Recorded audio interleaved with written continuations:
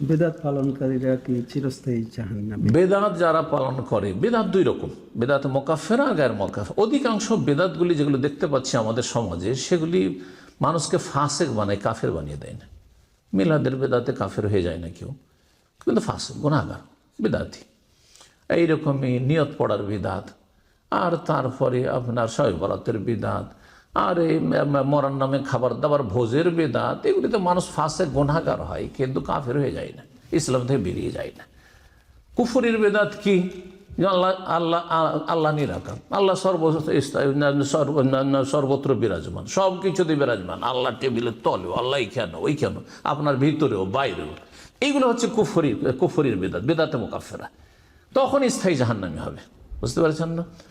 এইরকমই যেসব বেদাতগুলি কাফের বানায়, কথাই বহু রয়েছে এরকম, সেগুলিতে স্থায়ী জাহান্নামী হবে। আর যদি বেদাত মুফাসসিকা হয়, মানে যেগুলিতে গুনাহগার কিন্তু ইসলামের গণ্ডিতে থাকে, যেমন উদাহরণ কিছু দিলাম, তাহলে ইনশাআল্লাহ, যেমন অন্যান্য গুনাহগার মদখোর আল্লাহর কাছে, যদিও মদ খেয়েছে বা তোবা করে নিয়ে হয়তো নামাজ পড়েছে আর ইমান টিকিয়েছে, যে একদিন জান্নাতে যাবে।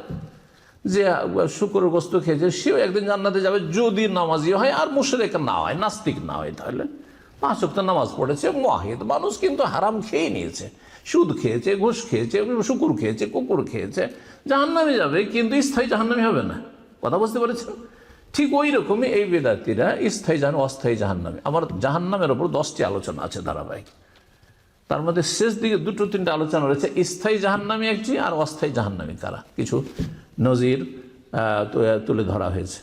তো আশা করি সেখানে বুঝতে পারবেন। এটি হচ্ছে আহলে সুন্নাত জামাতের আকীদা, যে যারা জাহান্নামী তারা 2 ভাগে বিভক্ত। স্থায়ী জাহান্নামী একমাত্র কুফফার, হ্যাঁ, আর মুশরিক, যারা ঈমান ভঙ্গকারী, যারা ঈমান নষ্ট করেছে অথবা ঈমান গণ্ডিতে আসেনি।